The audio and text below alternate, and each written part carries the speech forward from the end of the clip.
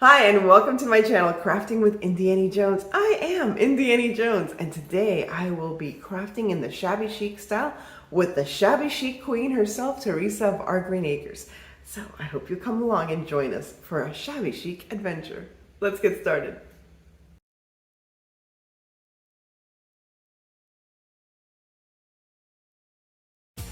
So this little item I saved from being thrown and tossed out on the side of the road. This actually belonged to my mom, and my brother found it in one of the closets, and I decided to spruce it up a little bit. As he knows that I can do these kind of things, he gladly gave me this shelf, which is obviously from the late 80s, early 90s when that country style was in. Remember, before there was farmhouse, there was this rustic country look that we all used to like back in the 90s. What did we used to call that? It was like country? I forgot what it's called. Anyway, whatever, it's gone now. It is now going to be shabby chiced and made just adorable for my home. Now, I wasn't too happy with that heart cutout. I mean, it's fine. I could have left it, but I didn't like it really. So here you're probably wondering, what is she doing? This is foam clay, and I'm using this foam clay, and you'll see the whole project. But I wanted to create my own leaves, and I decided to use some leaves that I had, some, plastic fake leaves or silk leaves, and I'm just pressing them into the foam clay and using the roller again, just make the impression into the clay so that I can create my own leaves because I didn't have a form for it. Now I'm going to go back to my plaster of Paris technique that I used, I think, a couple of weeks ago. And I got a beautiful comment from Teresa. She said she really liked it, so I decided to add this to this project here. And all I'm doing is I took plaster of Paris, mixed it up, 2 parts of dry to 1 part of water, and in this case I added a little bit of acrylic paint to add some color. Now, with that foam clay, what I did was I popped it into the freezer. That's right, you heard me, into the freezer. And look at how wonderful these clay leaves came out. All I did was cut them out from the clay, and now I'm just, creating a little bit more texture to the edges of those leaves. Now, these beautiful plaster roses are dry, and they're nice and sturdy and perfect to add to this shelf. They look like ceramic roses, and I just thought it was a perfect way to fill in that heart cutout. And again, if I don't like it, I can just take it apart and start all over again. But I think for now, for my shabby chic looks here in my home, it's just perfect. And again, I'm going to take those leaves that I created out of the foam clay, and I'm also going to add a very light color green. As you can see, I colored these roses by just adding a little bit of acrylic paint to the plaster of Paris mixture. And here I'm just doing a quick dry brush on these leaves just to get a very pastel, very light pastel color. I didn't want it to be a very rich color, just pastel. Again, this is just an inspiration. You can customize your shelf if you find one just like this or similar. If you want to create one from scratch, using plaster of Paris roses just adds such a beautiful touch of shabby chic. And I will be very proud to showcase some of my teacups right here on this shelf.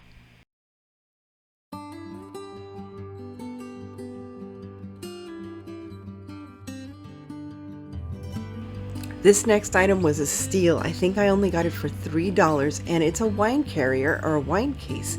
And although the drawing on it or the painting on it was very pretty, it was very scratched up and it just didn't match my decor. So here we're going to do a thrift flip. I love doing thrift flips, and I love watching Teresa as she does her thrift flips.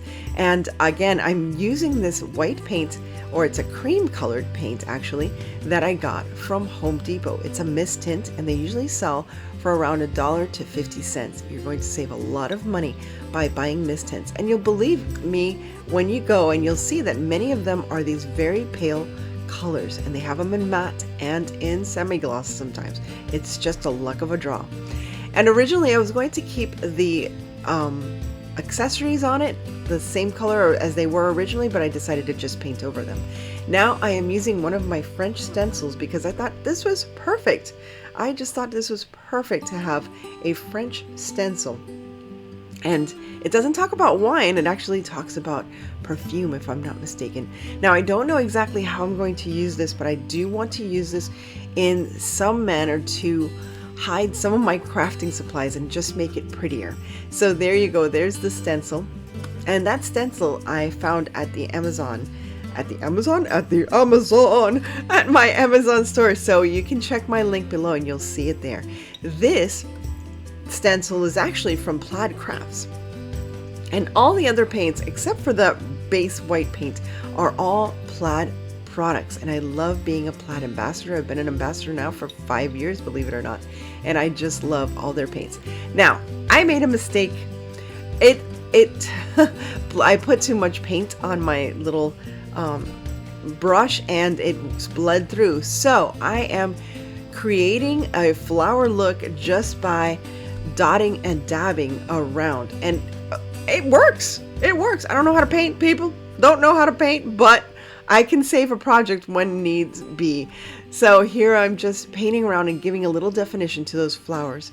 And when I finish this off, you wouldn't know the difference, and I really love it. I have to tell you how excited and thrilled I was when Teresa reached out to me and decided to have a collaboration together with me. We both share a love of shabby chic styles, and as I always call her, the queen of shabby chic. I was just so excited to do this collaboration with her. She has been so kind and so supportive, and truly such a sweet, sweet friend. You know that just from watching her videos, that you feel like you can just sit down and have a cup of coffee and enjoy what she has to tell you each and every week. So I hope you enjoy watching her video as well as the rest of her channel, as she has so many wonderful and creative ideas.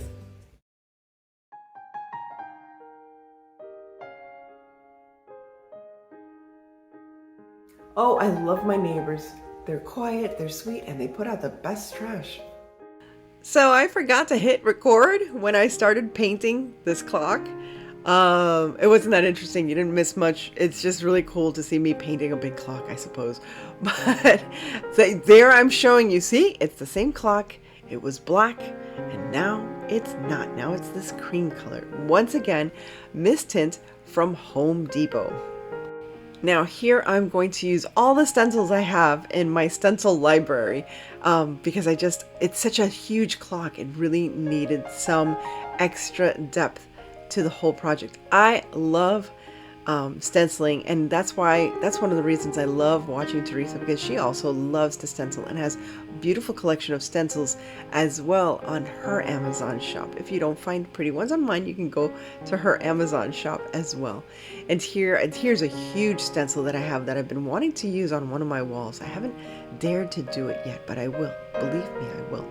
I always like to wipe off a little bit of the paint so that it doesn't drip when I remove the stencil. So I am stenciling with colors like brown and gold and gray. So it's not necessarily black. It's not as sharp as black. These, believe it or not, are Dollar Tree stickers, wall stickers, and they are just beautiful. Dollar Tree really outdid themselves this year with these beautiful stickers. Now you might say to yourself, well, aren't those removable? They probably are. You probably have to seal this. Now, I'm saying probably because I didn't seal this, because I thought, how cool if I could change that middle image for each season. So for now I have spring and summer, and maybe I can change it for the autumn, or I can change it for winter.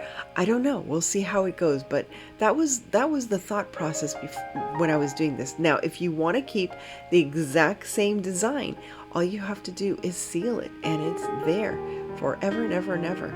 And again, these are removable stickers from the Dollar Tree, but they are such beautiful designs. You can also use a transfer. I didn't have any transfers big enough, so I thought this was the next best thing, I guess. Now, as it stands, it would be a beautiful piece of wall decor. And if I wanted to, I could have just put a sticker right over the hole. But Here I am going to use these beautiful long clock hands and a clock mechanism that I bought both of them from Hobby Lobby. Altogether it cost me around $15, so it wasn't very expensive at all. And you just follow the instructions just as I did. As you can see, I'm following the back of that package. And there you go, you have a new clock. And I will add numbers eventually.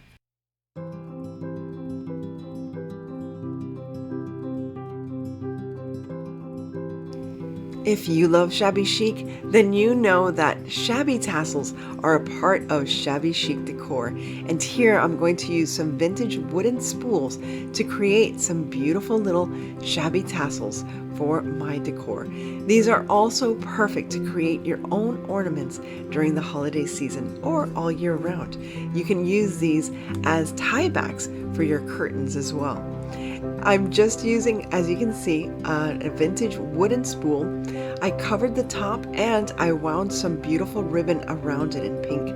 Now using some small thin ribbon and a beautiful pastel bead, I am creating the top or the holder for the ribbon, and I'm gluing it in place with the bead so it can cover the glue.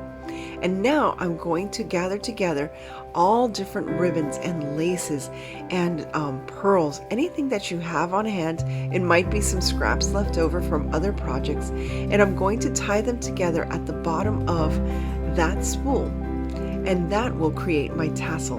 Once again, you can create your tassel with any kind of items like ribbons and pearls and laces and even rags. You can do that as well. And here I'm going to cover the ribbon with this beautiful heart lace that I had left over, which I had gotten from Dollar Tree right after Valentine's Day.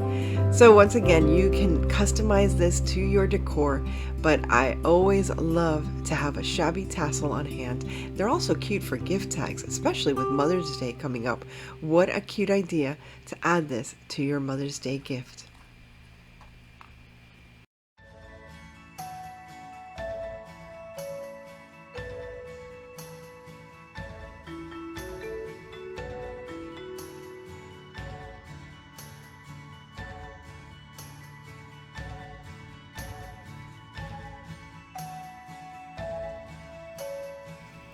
Hold on to your horses. This is my favorite of the day.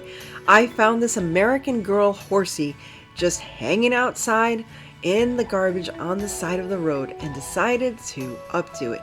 Now, I was inspired definitely once again by Teresa. She got a hobby horse, but it was a beautiful wooden hobby horse. And what she did to it afterwards, it was just incredible. Look it up when you're on her channel. You will be stunned because it was just amazing. And I've always wanted to find a hobby horse. Not finding a hobby horse, finding an American Girl horse, I'm gonna make do with what I got. So I'm using some chalk paint to cover that brown. It's a pretty brown taupish color, but you know, I decided to use chalk paint. I could have used just regular paint, I think. And it does come out to a really nice creamy color, but I also wanted to just spray a little bit over the horse with some white spray paint as well. And as you can see, I removed the mane and tail before I started painting.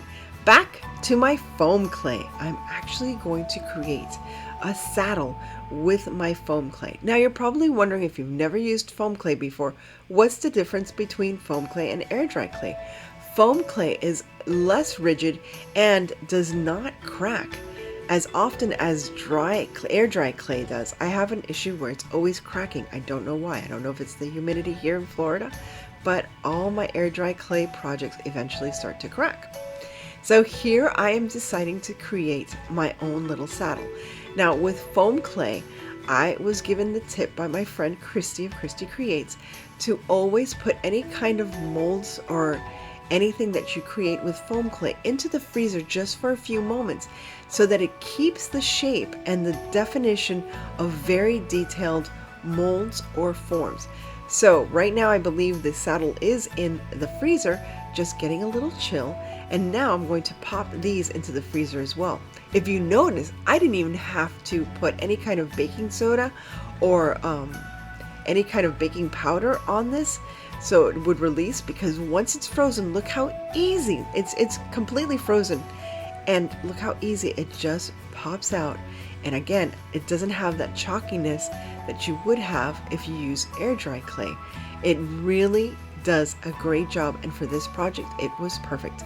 The other advantage is that you can place things together that are foam clay.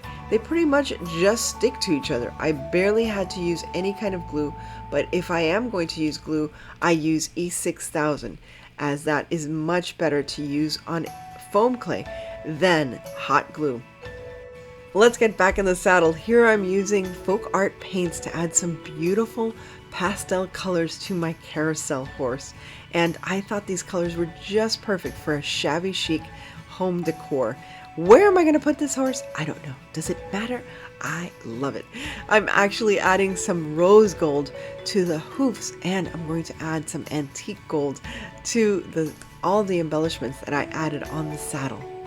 With this gold paint, I am just using a dry brush technique, which keeps very little paint on the brush itself, but I wanted to use this technique to be able to give a little shimmer and shine to the saddle, at the same time showing off those beautiful details of these accessories that I have added to the saddle. And here goes on the other side as well. I really had a lot of fun with this project. I hope you can see that, because it was almost like a dream come true to have this large carousel horse in my decor.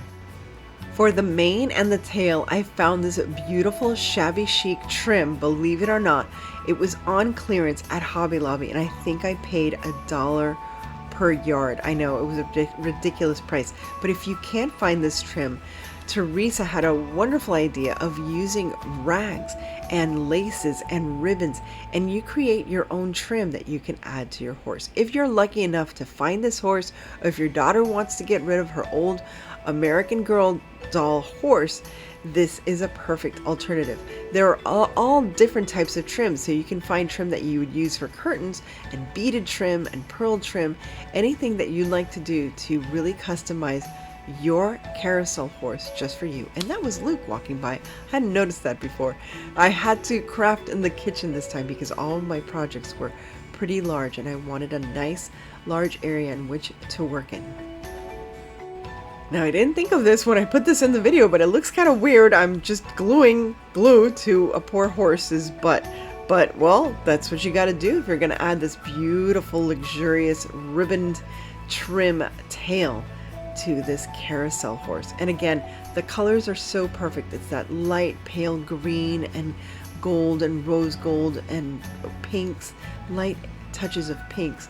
And if that's not enough, I created this form, or this shell, from my foam clay and my molds from IOD, and I thought this was perfect to create a little feathered headdress just to finish off my beautiful carousel horse. And I'm really so happy with the results of this, and I really do hope you find your own American Girl horse either in a thrift store or in the garbage, or a wooden horse like the one that Teresa found.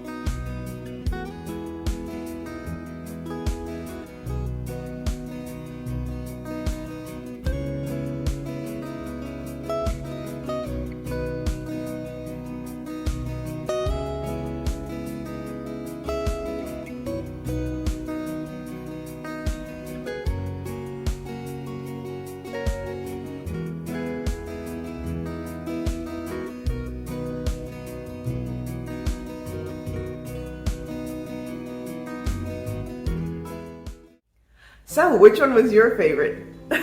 You can see which one was mine. Oh, it's so cute. I love it. Oh my goodness. I want to add a pole, and now I'm going to look for more horses. You know, I'm going to make a whole carousel. Oh my gosh. A whole carousel of these horses. Okay, I'm going to be looking for these. Anyway, thank you all again for spending some time with me, and thank you most especially for Teresa for being the inspiration of this carousel as she made her little hobby horse very shabby chic and beautiful. But most especially, thank you, Teresa, for being such a sweet, kind, considerate, and genuine friend. She's been so supportive, and that's why I look up to her. She is an inspiration not only for shabby chic design, but by the way she lives her life. Again, thank you, and I hope you come back again soon. And if you like this, like, share, and subscribe, and come back for more. And as I always like to say, stay safe, be kind, God bless each and every one of you, and remember to live the adventure. I'll share my adventures with you. Take care, guys. See you again soon.